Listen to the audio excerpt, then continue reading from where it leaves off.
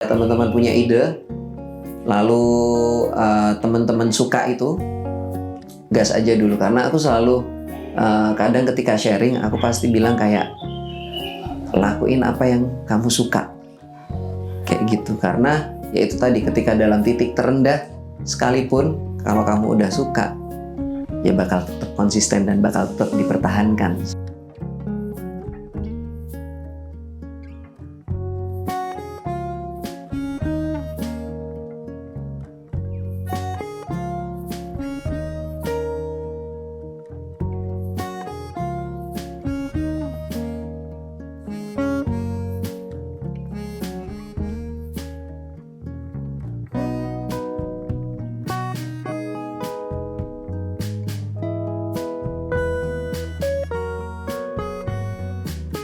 Siapa sangka yang berawal dari sebuah hobi, bisnis ini bisa terus berkembang dan menghasilkan pundi-pundi cuan yang fantastis.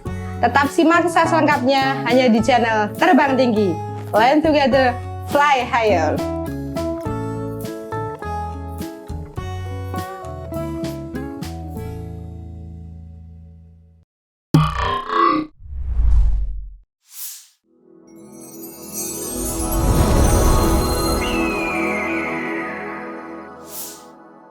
Oke, kenalin, aku Rama. Rama Yudhistira, biasa dipanggil Rama. Untuk usahanya, usaha tanaman indoor ya, tanaman hias indoor. Alamatnya di Jalan Dosen UPN, Vedo Martani, nomor A22, Sleman. Lihat di Google Map, bisa teman-teman cari di Google Map, tulis aja Green Kana, nanti langsung muncul di situ. Terus untuk jabatan, kebetulan saya sebagai owner juga art directornya di sini. Untuk sejarah berdirinya Green Kana itu udah dari tahun 2018 bulan Agustus tanggal 27. Berawalnya itu malah dari hobi dan sama sekali nggak ada basic untuk bisnis, entrepreneur, ekonomi apalagi, bahkan kuliah juga jurusannya di luar itu. Jadi benar-benar pure dari hobi. Dan karena dari teman-teman kadang lihat tanaman koleksiku dulu juga, terus mereka minat, mereka pengen pada minta. Nah dari situ mulai melihat peluang, wah kayaknya bisa ini kayak di branding atau dibikin jadi kayak sebuah usaha kayak gitu. Jadi benar-benar otodidak dari situ. Awal mulanya itu dulu sempat datang ke sebuah acara ya, mungkin teman-teman beberapa ada yang tahu FKY. Nah dari situ sebelum ke acara itu memang sebenarnya udah hobi di tanaman hias indoor. Cuman ketika datang di acara itu tuh ada salah satu brand yang cukup menginspirasi untuk bikin usaha tanaman indoor yang dimana itu dikemas dengan pot tanah liat, lalu juga istilahnya kita mengurangi penggunaan plastik. Jadi untuk ide usahanya sendiri itu berawal dari situ, dari acara FKI itu tadi, terus mulai terinspirasi dan juga karena melihat prospek ya, banyak teman-teman juga yang wah lucu nih, bagus nih, suka nih kayaknya, akhirnya langsung coba digas di situ. Idenya itu pure bener-bener ketika awalnya hobi, terus ngelihat wah hobi ini bisa nih di branding nih, bisa dibikin usaha, langsung gas dulu. Jadi malah untuk risetnya, pengembangannya itu setelah udah jadi kayak gitu, baru mulai ngulik nih tentang tanam. Awalnya kan dulu cuman kaktus, sukulen, terus akhirnya mulai ngulik ke tanaman yang daun-daun, ada monstera, ada philodendron dan lain-lain. Pot juga sempat beberapa kali nyoba pot keramik, terus pot tanah liat kayak gitu, sampai akhirnya ini kita fokuskan dulu ke pot yang tanah liat. Kendalanya orang rumah karena dulu ketika awal kan berawal dari hobi yang kita cuman beli tanaman, cuman ditaruh berantakan, kacau semuanya, berserakan sana sini. Nah orang rumah yang kadang kayak ini ngapain sih, ini dibuang aja. Bahkan ada yang ketika nggak tahu ya saat itu tuh, tahu-tahu udah dibabat habis, dibersihin, dibuang kayak gitu tuh. Padahal aduh lumayan itu gitu kan.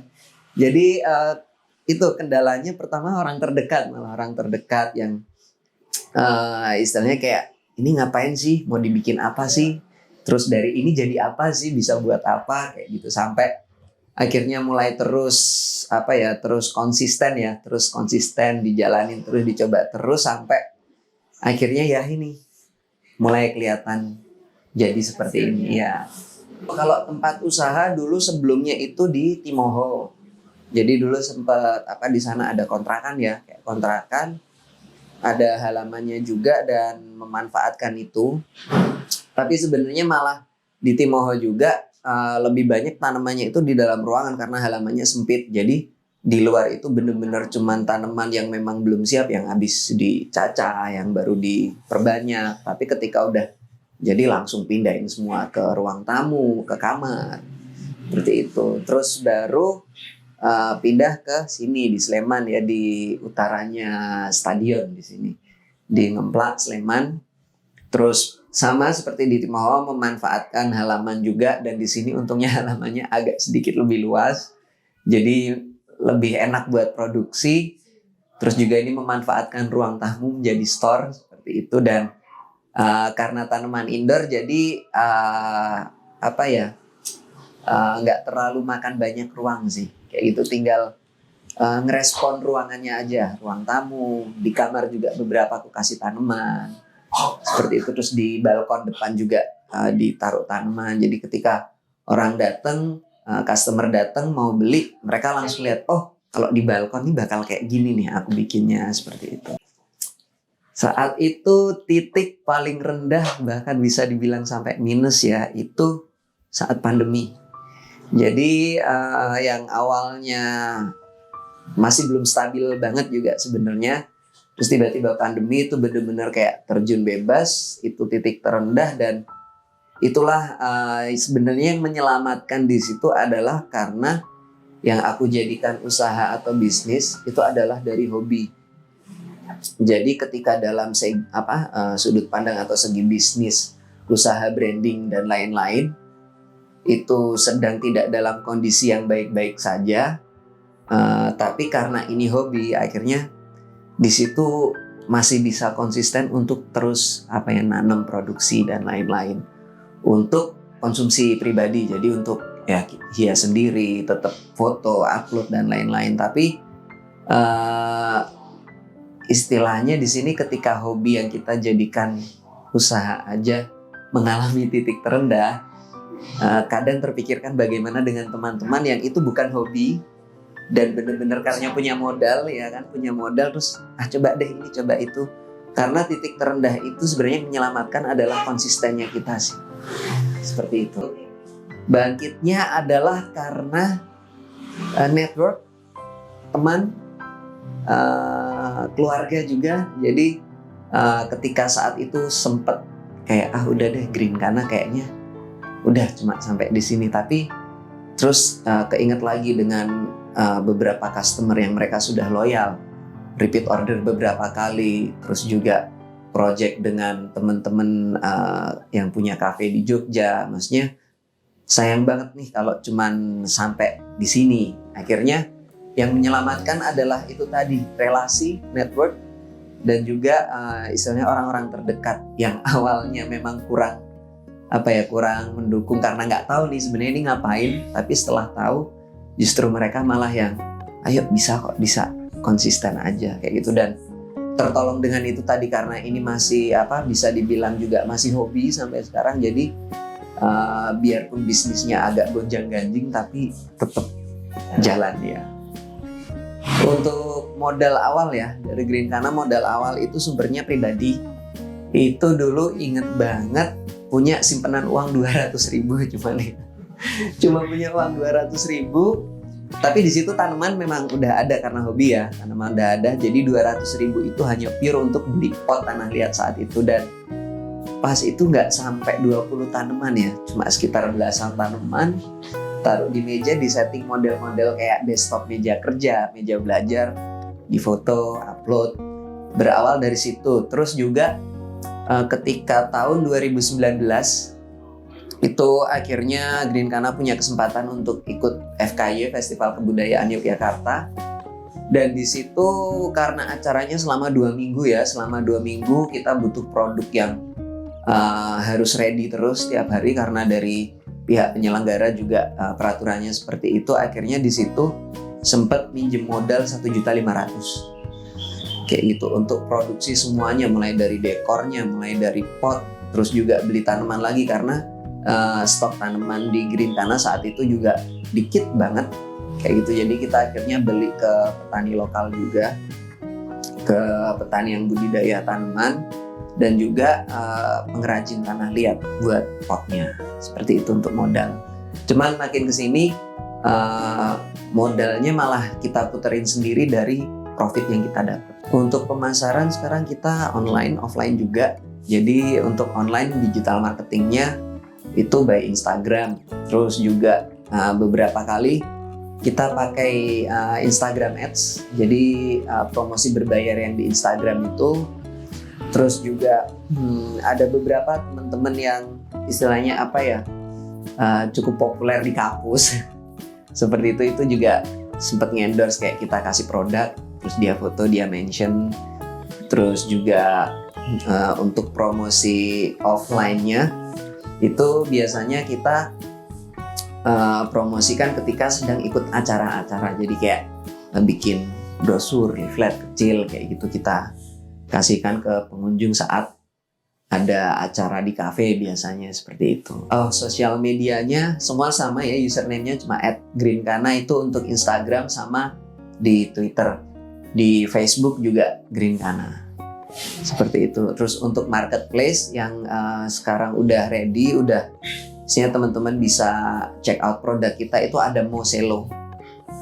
Itu marketplace yang isinya hanya untuk brand-brand dan produk industri lokal seperti itu. Kalau untuk di Tokopedia itu biasanya untuk by request. Jadi ketika teman-teman lihat di Instagram pengen beli yang apa, bisa pakai Tokped. Nah nanti baru kita upload di Tokped. Untuk saat ini seperti itu.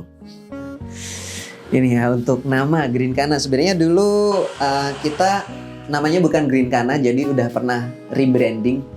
Satu kali dulu namanya Explantion, dari kata ekspresi dan plants, karena lebih mengekspresikan apa ya, ide ataupun juga kreativitas ke tanaman. Cuman karena sering salah penyebutan, nah ini juga salah satu hal yang penting ya buat teman-teman untuk nama produk atau nama brand. Di situ dari Explantion itu mirip banget dengan kata explanation. Nah di situ jadi sering salah sebut. Sempet agak gimana juga ya, jengkel juga, tapi ya karena emang mirip, akhirnya dari bulan Agustus 2018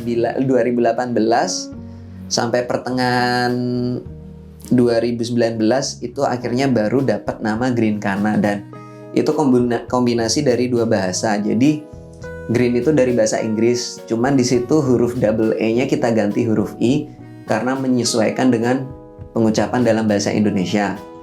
Lalu kana itu dari kata kanana yang artinya hutan. Jadi 2 bahasa ini, bahasa Inggris dan bahasa Sanskerta ini kalau digabungkan artinya adalah hutan hijau. Seperti itu, dimana dulu Jogja ya, Greencana berdiri di Jogja, dibentuk di Jogja, berkembang di Jogja, dan Jogja dulu adalah hutan. Seperti itu sebelum sekarang jadi kota seperti ini. Dan salah satu visi dari Greencana juga menghijaukan kembali, biarpun kita nggak punya lahan, tapi dalam ruangan pun kita bisa bikin sudut hijau kita sendiri. Jadi kalau orang Jawa bilang nama itu adalah doa, ya itulah doanya Greencana, seperti itu. Untuk omset tertinggi yang pernah kita dapat itu di angka sekitar 8 juta per bulan. Itu tertinggi. Terendah 0 rupiah.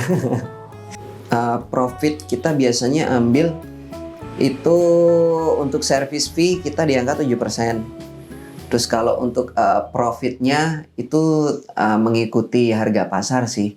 Karena ketika kita ngitung HPP kan juga kadang selisihnya jauh dengan harga pasar, dan kita juga nggak mau merusak harga pasar. Jadi untuk profitnya berapa persen kadang itu naik turun, tapi di angka sekitar 15-25 lah. Pencapaian materi ya akhirnya punya store. Akhirnya punya store sendiri kecil-kecilan, punya ruang produksi untuk tanaman kecil-kecilan, aku rasa itu sih. Tapi lebih ke pencapaian yang paling tinggi adalah ya akhirnya ada kepuasan tersendiri ketika mencapai goals seperti itu. Karena dulu seperti contoh awal itu yang beli awalnya hanya teman-teman sendiri, temennya temen, di situ masih yang oke, ini udah mulai jalan. Tapi ketika customer pertama yang itu bukan siapa-siapa, kenal pun enggak, dia tahu Greencana hanya dari Instagram ataupun Twitter. Nah, di situ tuh yang bener, wah ternyata ya ini ada yang mengapresiasi seperti itu. Jadi pencapaian tertingginya malah sebenarnya di situ. Kalau untuk kedepannya untuk buka cabang sepertinya belum, cuman malah lebih pengen mengekspan. Jadi ini kan awalnya hanya tanaman dan pot. Terus sebenarnya ini sedang prepare juga untuk mempersiapkan sister brand itu di perkayuannya, malah karena kayak yang teman-teman lihat juga rak, meja itu kita bikin sendiri. Itu pun berawal dari customer yang dia lihat di foto produk, dia tidak nanya tanamannya tapi nanya raknya.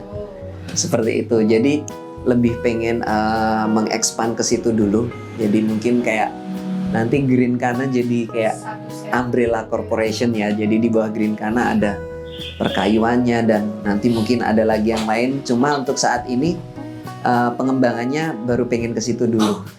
Jadi sedang dalam proses mempersiapkan sister brand dan juga membesarkan Greencana itu sendiri.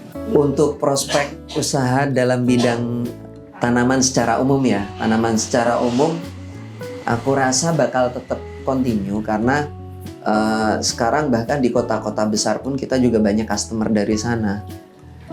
Itu mereka biarpun tidak punya lahan, mereka tetap salah satu solusi mereka untuk mendekor ruangan, bahkan kafe-kafe juga sekarang adalah tanaman seperti itu. Dan juga di sini meskipun ya gelombang naik turun ya, pasti naik turun, cuma aku rasa untuk tanaman nggak akan ada habisnya sih seperti itu. Karena juga aku pun mengalami sendiri, dari awalnya hanya satu tanaman kok pengen lagi, begitu nambah banyak, udah punya banyak masih tetap aja ada yang dikerjakan dengan tanaman ya kayak gitu. Jadi untuk prospeknya ke depannya ya mungkin bakal naik turun tetap seperti usaha-usaha dalam bidang lain. Cuman kalau untuk mati total kayaknya nggak sih. Bahkan sekarang teman-teman tahu sendiri kafe mana sih yang nggak ada tanamannya kayak gitu, karena kita juga mulai ngerjain project di kafe. Mungkin ya kalau untuk diwariskan diteruskan itu mungkin, cuman nanti tergantung siapa yang meneruskan seperti itu. Karena banyak juga dari teman-teman, khususnya yang ini ya, circle teman-teman penjual tanaman, itu ada yang sampai turun-temurun. Jadi dia keturunan ketiga nih. Kayak gitu, itu masih jualan tanaman terus kayak gitu. Cuman ada juga yang malah itu sampai akhir pun katanya dia bilang hanya ya udah cukup ini buat kayak gini aja, bukan untuk diteruskan. Jadi emang hanya untuk hobi. Cuman ketika ini mau diteruskan sangat mungkin sih menurutku, tergantung nanti siapa yang meneruskan dan mau atau enggak seperti itu. Gas aja dulu. Karena istilahnya banyak juga teman-teman yang sharing, ngobrol. Kadang kita punya banyak ide. Cuman ketika teman-teman punya 100 ide tapi tidak pernah menjalankan ide-ide itu ya hanya sebatas ide kayak gitu. Tapi ketika teman-teman cuma punya satu ide dan berani langsung menjalankan ide itu ya mungkin itu yang nanti bakal membuka langkah-langkah teman-teman yang lain kayak gitulah. Yang menjadi langkah awalnya mungkin di situ. Cuma ketika teman-teman punya ide lalu teman-teman suka, itu gas aja dulu. Karena aku selalu kadang ketika sharing aku pasti bilang kayak lakuin apa yang kamu suka kayak gitu. Karena ya itu tadi, ketika dalam titik terendah sekalipun kalau kamu udah suka ya bakal tetap konsisten dan bakal tetap dipertahankan seperti itu. Jadi yang pertama, kalau punya ide gas aja dulu, lakukan hal yang teman-teman suka. jangan terlalu memaksakan diri.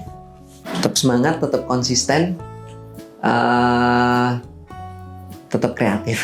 Jadi untuk teman-teman yang pengen memulai bisnis atau usaha kayak yang aku mulai dengan Greencana, itu untuk modal awal sih, untuk amannya di 1,5 itu aman, karena itu nanti bisa teman-teman bagi untuk pot, tanaman, sama marketing. Jadi di sini marketing itu malah sebenarnya karena yang kita cari pasar ya, untuk mendapatkan pasar itu ya kita butuh modal.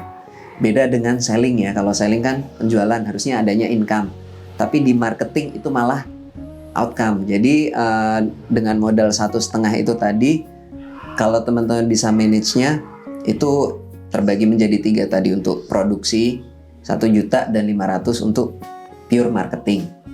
Seperti itu. Dan untuk tempat karena produkku itu tanaman indoor, jadi yang penting punya ruang yang cukup, entah itu ruang tamu, entah itu ruang tengah ataupun teras, untuk mendisplay produknya teman-teman. Dan kalau untuk memperbanyak, karena di sini juga produkku sebenarnya bukan tanaman yang besar-besar banget, jadi tidak membutuhkan tempat yang cukup besar ya. Seperti itu. Tapi ketika teman-teman memang punya tempat yang cukup besar, cukup luas, itu akan sangat membantu banget. Tapi buat teman-teman yang mungkin tidak punya lahan yang cukup luas, itu pun masih bisa memungkinkan untuk memulai usaha tanaman indoor. Pemasaran awal itu tetap biasanya dari mulut ke mulut dari teman-teman sekitar. Cuman saranku, hindarilah harga teman. Seperti itu, karena banyak banget teman-teman yang mungkin terburu-buru, pengen cepet-cepet ada yang beli, pengen cepet-cepet dapat customer, akhirnya potong harga gila-gilaan. Tapi di endingnya itu malah jadi senjata makan tuan, di mana produk atau brand teman-teman itu sudah mendapatkan image bahwa ini murah. Jadi yang datang ke situ nyari karena harganya murah. Ketika teman-teman naikin harga, hilanglah mereka.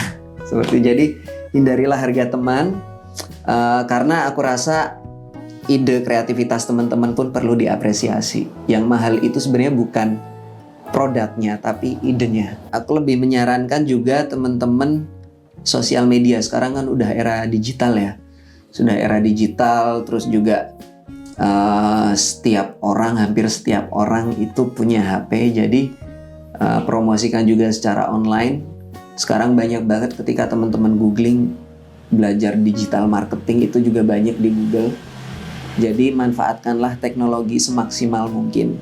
Itu sih teman-teman. Dan sekali lagi aku bilang tadi, ketika punya ide langsung aja gas dulu. Mungkin kita boleh ya untuk merasa takut, itu penting. Karena dari situ kita jadi punya plan B, plan C, plan D sampai selanjutnya. Dan di sini yang aku maksud gas itu adalah teman-teman boleh nekat dengan penuh pertimbangan. Jadi jangan nekat asal nekat. Kayak kita bawa motor, tahu mendung nekat tapi bawa jas hujan dong. Siapa tahu nanti tiba-tiba hujan. Jangan terlalu melampaui batas. Jadi teman-teman bisa riset, bisa coba eksperimen sesuai dengan kapasitas dulu. Nggak usah yang terlalu muluk-muluk, nggak usah yang terlalu pengen gini, pengen gitu segala macam. Karena makin banyak riset, makin banyak modal juga. Nanti malah habis di riset nggak sempat produksi, belum nanti marketing, akhirnya macet. Mulai pelan-pelan, sekarang udah ada teknologi itu membantu banget. Tetap semangat dan konsisten juga, itu yang terpenting. Selalu open minded.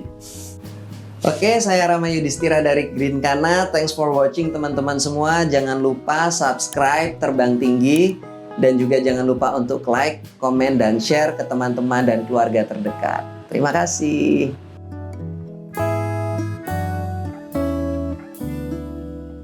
Nah, setelah menyaksikan kisah inspiratif dari Mas Rama, apakah kalian juga terinspirasi untuk melakukan usaha yang sama seperti Mas Rama? Tetap simak kisah-kisah inspiratif lainnya hanya di channel Terbang Tinggi. Learn together, fly higher.